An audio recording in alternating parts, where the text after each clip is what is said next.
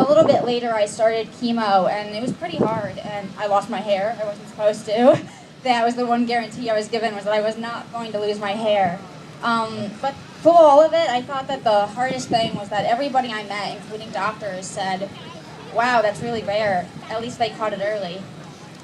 When I was diagnosed, I was 26 years old. I was also stage 3B. The cancer had gone all the way through my intestinal wall and metastasized to my lymph nodes. If you Google survival rates for my stage, you can get anywhere from a 34% to a 60% that I'll survive 5 years. Really, to me, nothing about that says that they caught it early. And I think that's why organizations like Get Your Rare and Gear are so important, because they raise awareness that colon cancer is not just an old person's disease. The medical community, largely primary care, they just have too much to do, and they can't realize that statistics have changed. Colon cancer has increased 150% in individuals under 40. It also is the second leading cause of cancer-related deaths in the U.S. I wasn't rare, I was ignored.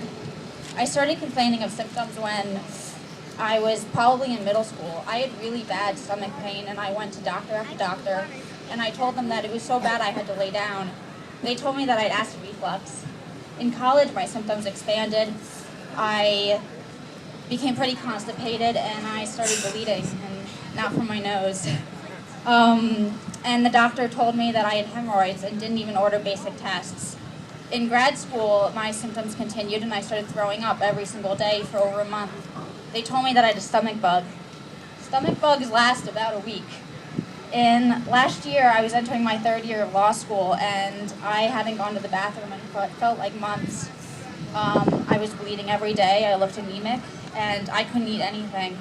I went to my primary, and she told me that I probably had a fissure from being constipated, so I went to the ER, and they gave me tons of laxatives, an x-ray, and after none of it was working, they gave me a colon prep.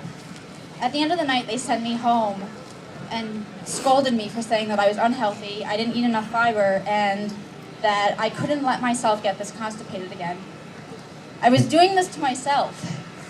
So I went home, and the symptoms returned 2 days later. I went to my primary, and she said to wait it out. I've been waiting it out for 8 years. So I went to a specialist, and she immediately ordered a colonoscopy, and as the story goes, a week later I was diagnosed. So my cancer wasn't caught early. In fact, as my surgeon has estimated, it was caught about 8 years too late, meaning that I started developing a tumor when I was around 17 or 18. Despite everything, I'm happy to say that I've been disease-free since April, and it was really hard, but I met a lot of really amazing people. I had great support from my family and friends. My boyfriend is the reason that I found the doctor who diagnosed me. I was in a cancer support group, and it was a small group. It only had about 6 people, but 4 of those people have or had colon cancer. One of the members, Chris, who I think is here today, was diagnosed at stage 4. He was 38 years old. The cancer had gone through his lungs and liver, and he was given a year to 2 at most to live, and nobody would treat him. He had to fight to find a doctor that would treat him. And I'm happy to say that today he's been cancer-free for 2 years.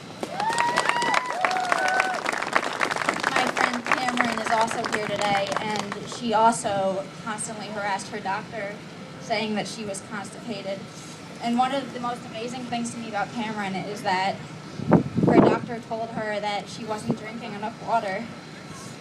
I don't know how water can do that to you. I think that these stories really emphasize how important that everybody who's here today is, that you're all actively trying to change the situation that we've all been in. And I think that if we continue to do this, that we can change how people see colon cancer. It's not a glamorous cancer. Nobody really wants to talk about their bowel movements in Great Company. We don't have corporate advertising on our side or a Barbie doll in dark blue, which would be quite nice. But I think that we are actively working to change the statistics. And I think that one day stories like mine, Mrs. and Cameron's, will become really actually rare cases, and they'll also be caught early. Thank you.